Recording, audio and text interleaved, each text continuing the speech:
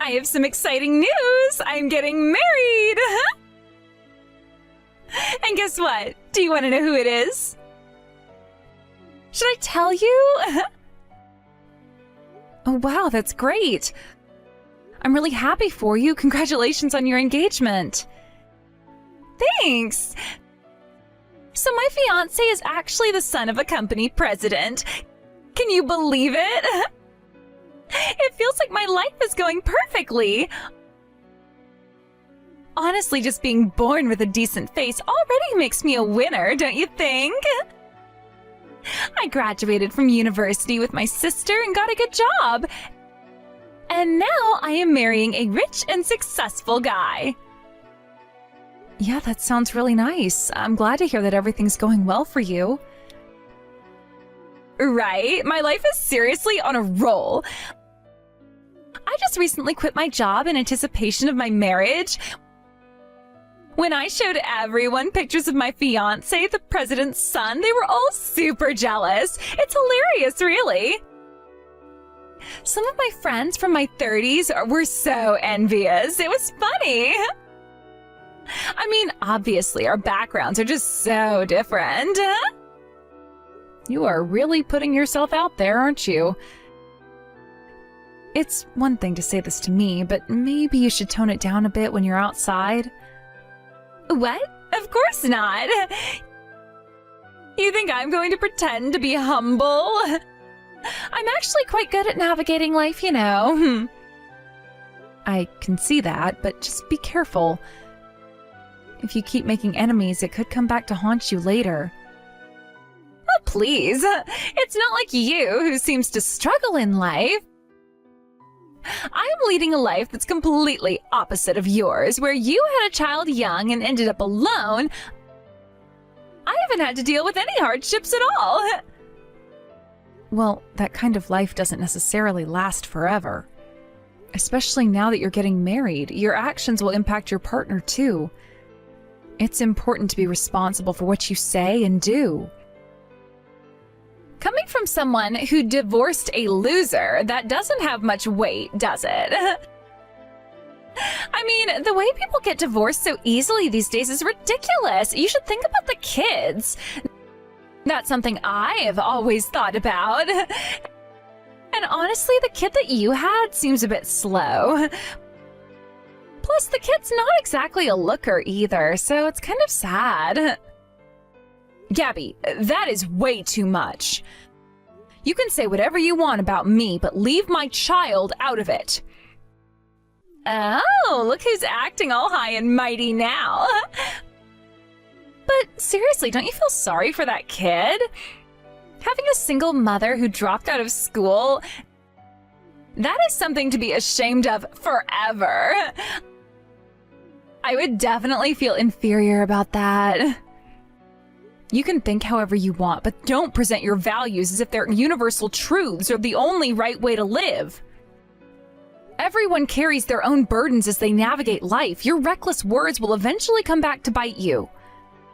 You should really stop acting like a child, spouting whatever comes to mind without thinking. That's hilarious! A single mother without a diploma is preaching to me now?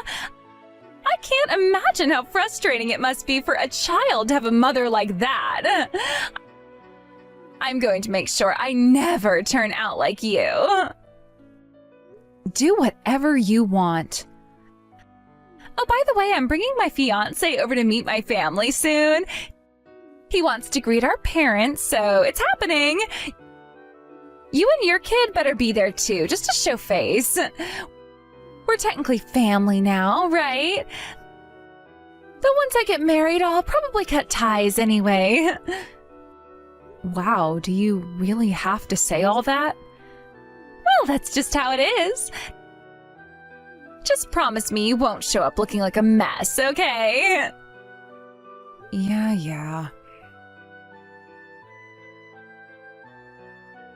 Are you still not here? I'm already here, you know. Can you hurry up? Yeah, sorry, I'm on my way, so please wait a bit. There was a train delay because of an accident. Huh? Are you kidding me? That's such a pathetic excuse. You should have anticipated that and left earlier. I did leave early, but this happened. I'll figure out a way to get there, so please wait. Oh, this is the worst.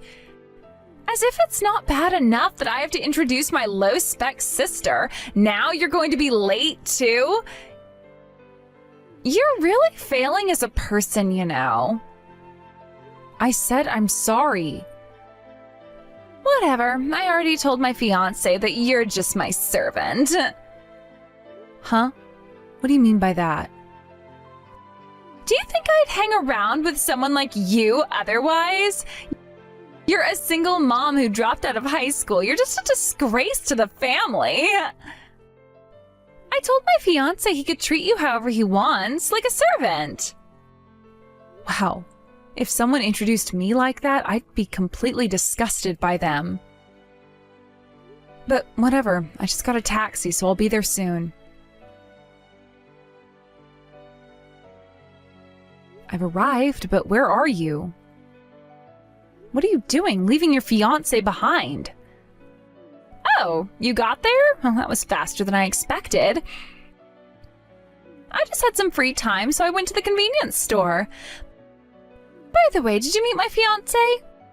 Yeah, I met him. Is he treating you like a servant? You know, introducing yourself as a high school dropout and a clueless single mom. You better kneel and apologize to her right now. Huh? What do you mean by her? And honestly, I can't even keep up with how nonsensical this conversation is. Your logic is a bit lacking, you know, huh?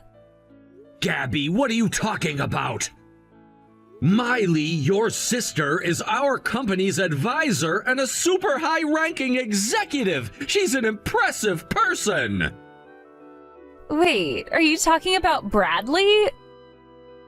Why is he contacting me through Miley's phone? You introduced me as a servant, and I've been looking down on you, so I asked him what was up, and he showed me this message. I'm just devastated to learn your true nature. Wait a minute, I'm completely lost here. You and Miley know each other? Know each other? It's more than that. She's someone who's really helped me. I never expected to run into her like this. She's not someone you can look down on just because she's a high school dropout and a single mom. She's worked hard and achieved a lot. Oh, is that so? I didn't know she was actually doing well in her job. And please stop treating me like the villain here. It's a fact that I became a single mother and dropped out of school. You don't understand at all the challenges of making a living as a single mother, which is why you can say such things. Anyway, apologize to Miley. We'll talk about everything else afterward. No way! Why should I apologize? Being a high school dropout and a single mom is entirely my responsibility and my own fault. It's her fault for choosing a life that makes you look down on yourself. Well, now I understand. Gabby, I've lost respect for you. The engagement is off. What? That's a bit over the top, don't you think? Wait, why? I didn't think you could be this cruel and mean. You're really a piece of work. Oh, and it's Miley, by the way. I got my phone back. He says he's leaving now. Wait, don't just take the conversation into your own hands. Are you kidding me? Don't let him go. Well, it's not happening. He seems utterly defeated now and has realized that you are someone he cannot communicate with. I don't think he has any intention of trying again. When your values are this different on something so significant, it's impossible to talk about marriage, right? Why? I haven't said anything wrong. How did we end up like this? The fact that you think you haven't said anything wrong is where it ends. Your values and his are too different. You probably tried hard to keep his facade up until now, but after exposing your true self to this extent, there's just no way. This is your fault! If you hadn't meddled, he wouldn't be angry! I get it that you don't want me to be happy in my perfect life, but please don't ruin my life! What are you talking about? If anyone is interrupting your life, it's definitely you. I'm not hindering your life at all. You forgot that you were the one who interrupted mine? I'm not to blame. You're talking about your ex-husband, aren't you? I told you before, it's his fault. He wanted to have a relationship with me because I'm prettier than you. Can you not blame everything on me? You're the one who chose him. Well, I think that myself. That's why I haven't blamed you too much until now. I just can't comprehend how someone would even think about going after their sister's fiancé. It became clear that you lack common sense, and it's pointless to keep talking about things that are in the past. I can't accept that you're doing this to me. You need to fix Bradley's misunderstanding. Take responsibility. Misunderstanding? What do you mean? You're definitely making it seem like it's all my fault. I'm not that bad of a person. I've been trying my best to live my life. No, you come off as pretty terrible to me, and I'm sure Bradley sees you the same way. You seem like someone who's always relied on your privileged background and who's lived without any knowledge of real hardship. It's painfully obvious. What did you just say? Didn't you hear? I told you that being a single mother and making a living is hard work. I don't understand how you can't grasp that, especially since you're her sister and yet he can. Well, it makes sense because his father runs a business that provides services for single mothers. Now that you mention it, I think I remember hearing something about that. See? That's why I warned you that your recklessness would eventually lead to your downfall. Look where we are now. It's turned out just as I predicted. That's why I told you to be careful. This is ridiculous. I'm already engaged and set to leave my job.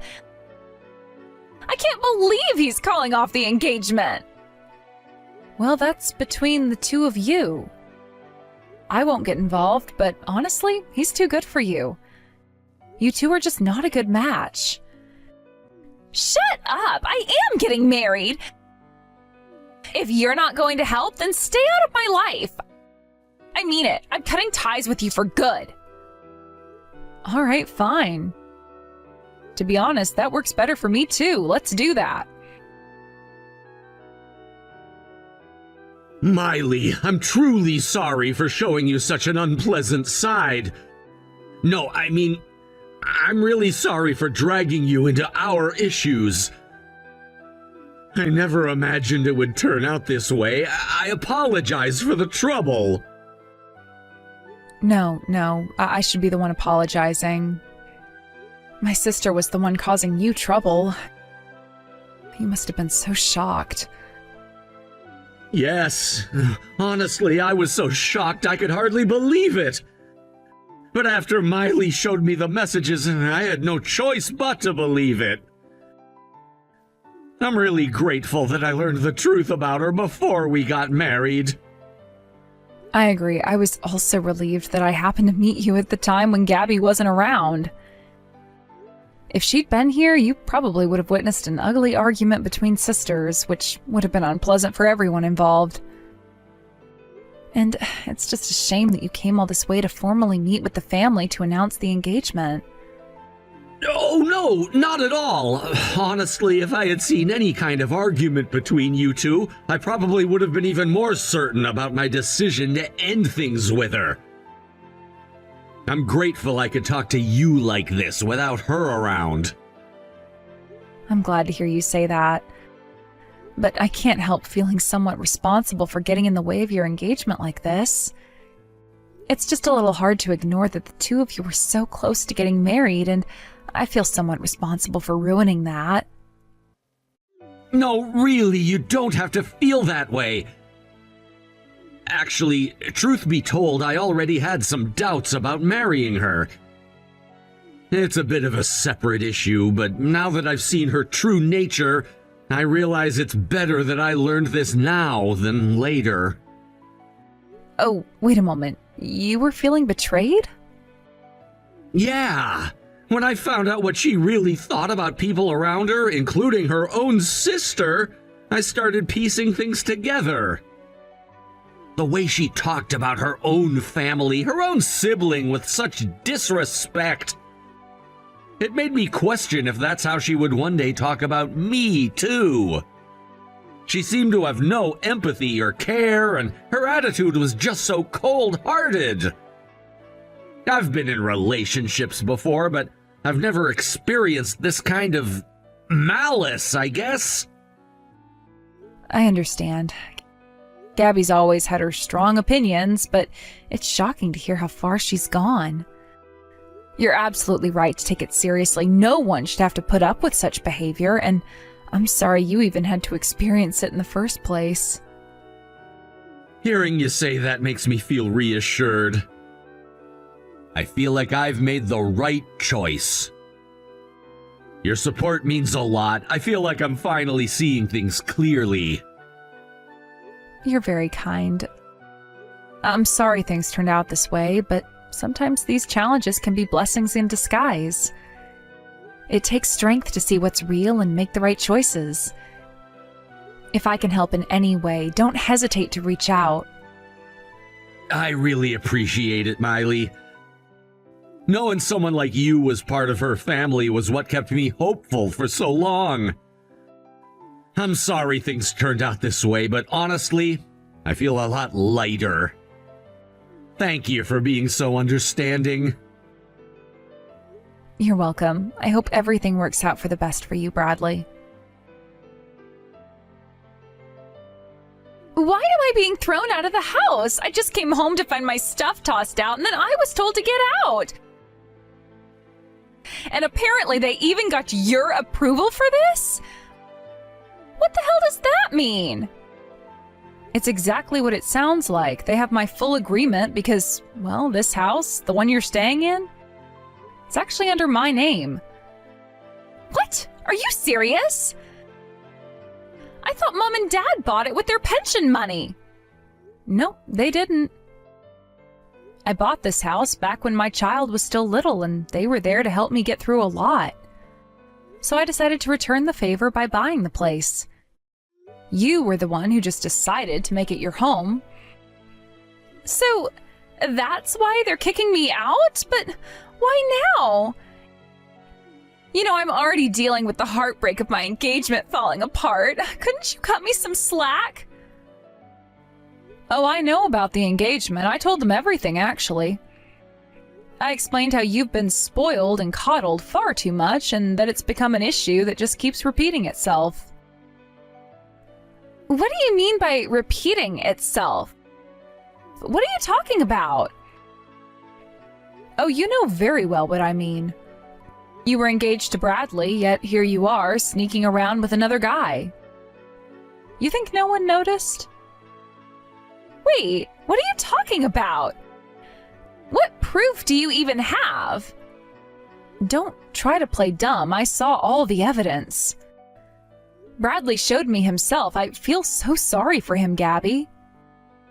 Here he was, thinking he had a future with you. You couldn't have been more careless. Why? Why would Bradley even know about any of this? Honestly, you can't fool someone with a sharp mind. There are people who can see through this kind of thing. And I'd say after dealing with your behavior over the years, my instincts have become pretty sharp too. So tell me, on the day you went to the convenience store, weren't you just trying to sneak in some time to chat with that other guy? Well, but so what? That's none of your business, Miley. Whatever's going on with Bradley and me doesn't concern you. Oh, trust me, I know it doesn't directly concern me. Then why bring it up? Because I'm done with this nonsense. I've explained everything to Mom and Dad so they'd understand why it's time to take back control of my house. No more freeloaders here. You can't be serious. You went and told them all of this? Of course I did. See, you may not care since you're the one doing the damage, but the people on the other end of your recklessness, the ones who get hurt, we have every right to speak up. I know that because of you, I ended up divorcing my own husband. And then, even after that, you go and pull the same thing with another guy, causing more hurt. So yes, I had no choice but to set things straight with our parents. Are you kidding me? I told you this has nothing to do with you. Why would you meddle like that? Do you have any idea how hard things are for me right now? I'm still trying to find a job. Oh, aren't you supposed to be this elite who graduated college? Finding work should not be an issue for you, right? Isn't that what you always claim?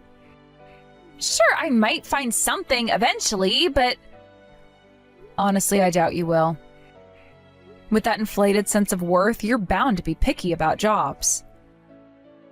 But here's the catch. You've quit every job you've had almost as soon as you've started. So how are you supposed to convince anyone to take you on? Employers aren't lining up to hire people like that. Stop it! I don't need you to rub it in. I already know that much. Well, get ready because Bradley told me he's planning to sue for damages. So I hope you're prepared to face the consequences of your own choices. What? Sue me? For what? You two were engaged, right? He has every right to seek damages. This is your reality now, so buckle up. No, wait, no way!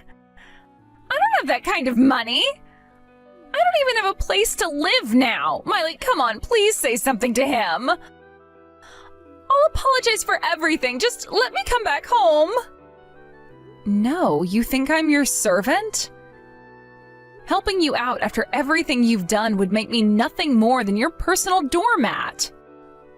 I gave you plenty of chances to get your act together, Gabby. But it's clear that none of it ever meant anything to you. Please, Miley, I'm begging you, help me out here.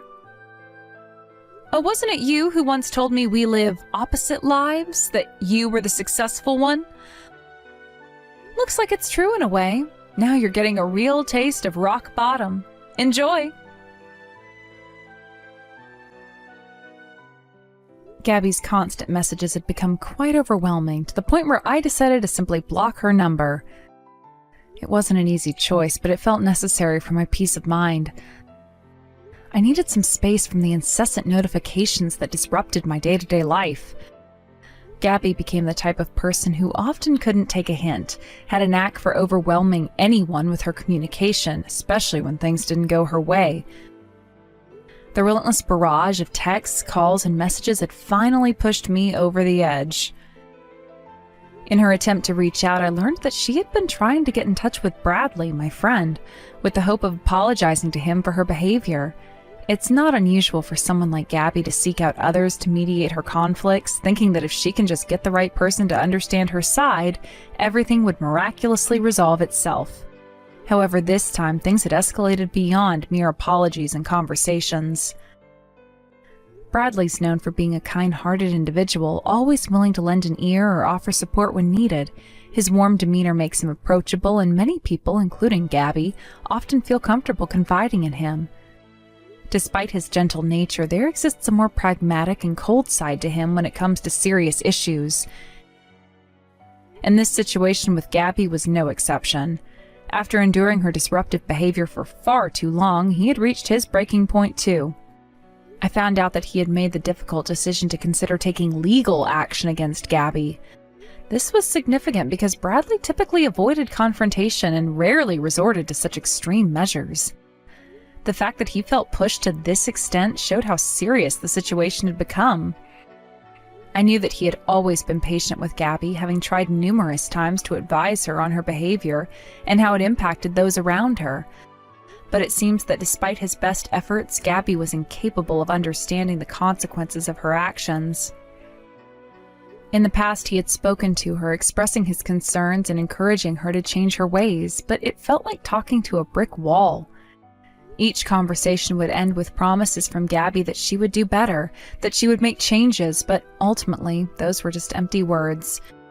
Time and again, he tried to guide her, offering constructive feedback, but Gabby would often brush it off or become defensive, insisting that she was fine just the way she was. As I reflected on the situation, it struck me that with people like Gabby, sometimes they need to hit rock bottom before they can truly comprehend the impact of their behavior. I thought about how difficult it must be for someone who has been coddled or shielded from the harsh realities of life to understand what it means to face consequences. Gabby, in her own little world, often seemed detached from the struggles and emotions of those around her. This lack of awareness isn't unique to her. It's something I've noticed in people who have never had to deal with the repercussions of their actions. They often live in a bubble, believing that they can act however they wish without facing the fallout. This is especially true for Gabby, who has often been treated with kid gloves by those around her, including her family and friends. The constant support and validation she received allowed her to continue her behavior without realizing how it affected others. Bradley's been a voice of reason for her, but now it seemed like even he had reached his limits. The kind-heartedness he usually exhibited had turned into a steely resolve. His decisions to consider legal action was not taken lightly. It was a last resort, an indication that he could no longer tolerate the chaos she brought into his life. I wondered what it would take for Gabby to finally understand the seriousness of her actions and the pain they caused others. It was painful to watch, knowing that despite Bradley's best intentions, Gabby might not learn her lessons until it was too late. I felt a mix of sympathy for both of them. For Bradley, I understood the frustration of trying to help someone who doesn't see the need for help. For Gabby, I felt pity because she was on a path that could lead to significant isolation if she didn't change her ways. I knew deep down that if she continued down this road, she would find herself alone, without the support of those who once cared for her. As I pondered the situation further, I considered the dynamics of their relationship.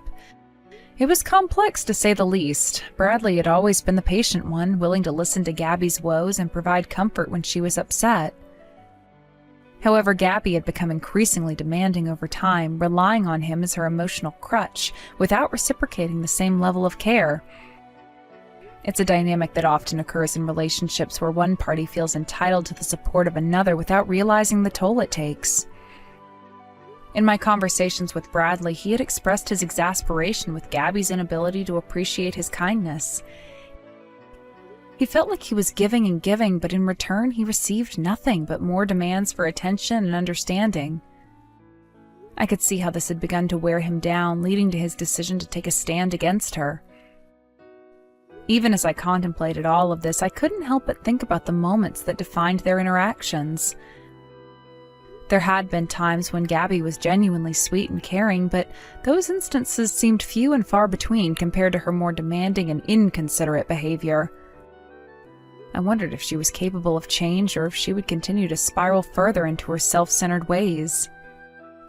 Bradley had tried to remain hopeful throughout their friendship, believing that there was a part of Gabby that could recognize her shortcomings and make an effort to improve. He would often recount moments where she showed potential for growth, moments where she demonstrated empathy or kindness to others. But those instances were always overshadowed by her more manipulative and attention-seeking tendencies. It was as if every step forward was followed by 2 steps back, and it left Bradley feeling exhausted and defeated. Ultimately, it was a difficult lesson for both Bradley and Gabby. For Bradley, the lesson was about setting boundaries and knowing when to say enough is enough. For Gabby, it was a harsh awakening that her actions had consequences and that she couldn't always rely on others to pick up the pieces for her. The road ahead would be challenging, and it would require both of them to confront the truth about their relationship and their respective roles within it. As I continued to reflect on their dynamic, I couldn't shake the feeling of sadness for what might be lost. There was a time when Bradley and Gabby shared a bond that was genuine, filled with laughter and support. But now that bond was strained to the breaking point, and I feared that the damage done could be irreparable. It was painful to see two people who once cared for each other reaching the point of no return. In the days that followed, I kept in touch with Bradley, hoping to provide him with the support he needed during this tumultuous time. I could sense the weight of the decision he faced pressing down on him. He was caught between his natural inclination to help others with the realization that he had prioritized his own well-being. It's a conflict many people experience when they care deeply for someone who continuously drains their emotional resources. Bradley began to open up more about his feelings, and I listened carefully as he navigated the complexities of the situation. He expressed his disappointment not only in Gabby, but also in himself for allowing things to get this far. He wondered how he had managed to get to a point where he felt he had no other option but to consider legal action. The guilt weighed heavily on him, even though I assured him that he had done everything he could to help her. I encouraged him to reflect on his own needs and to recognize that it was okay to prioritize his mental health. After all, he couldn't pour from an empty cup. I reminded him that his feelings were valid and he had every right to protect himself from emotional turmoil. It was a long and difficult conversation, but I hoped it would provide him with some clarity as he continued to grapple with his decision. Meanwhile, I also thought about Gabby and the path she was on. I couldn't help but feel a sense of foreboding for her future. She was caught in a cycle of behavior that seemed to lead only to isolation and regret. I wondered if there would ever come a time that she would reflect on her actions and see the damage she had done to her relationships. It was troubling to think that she might continue to live her life oblivious to the chaos she caused. There was a part of me that hoped she would eventually reach out for help, that she would realize the importance of self-awareness and change. Perhaps hitting rock bottom could serve as the catalyst for her transformation. But I also knew that change had to come from within, so no amount of external pressure could force someone to grow if they weren't ready to do so. As I considered the broader implications of this situation, I reflected on how often we encounter people like Gabby in our lives. Individuals who struggle to take responsibility for their actions, who navigate life without considering the impact they have on those around them. It's a harsh reality that many of us must face, and it can be incredibly disheartening to watch someone spiral downward, seemingly oblivious to the consequences of their behavior. The situation with Gabby and Bradley served as a reminder of the importance of boundaries in relationships. It highlighted the necessity of recognizing when someone's behavior becomes detrimental and knowing when to take a step back for the sake of one's own well-being. Sometimes love and friendship aren't enough to sustain a relationship. Sometimes tough love is required to bring about change. As I continued to support Bradley, I hoped he would find the strength to follow through with his decision, whatever that might be. Whether he ultimately chose to pursue legal action or find another way to address the situation, I wanted him to feel empowered in his choice. It was important for him to understand that he had agency over his own life, that he didn't have to tolerate behavior that was harmful to him. In the end, I hoped that both Bradley and Gabby would learn valuable lessons from this experience. Whether they realized it or not, for Bradley it was an opportunity to assert himself and prioritize his needs. For Gabby, it could be a wake-up call, a chance to reflect on her behavior and consider the changes necessary for her to build healthier relationships moving forward. Life often presents us with challenges that test our resilience and force us to confront uncomfortable truths. The situation was no different. I knew that whatever the outcome, both of them would be forever changed by the experience. It was a bittersweet realization, but it also gave me hope.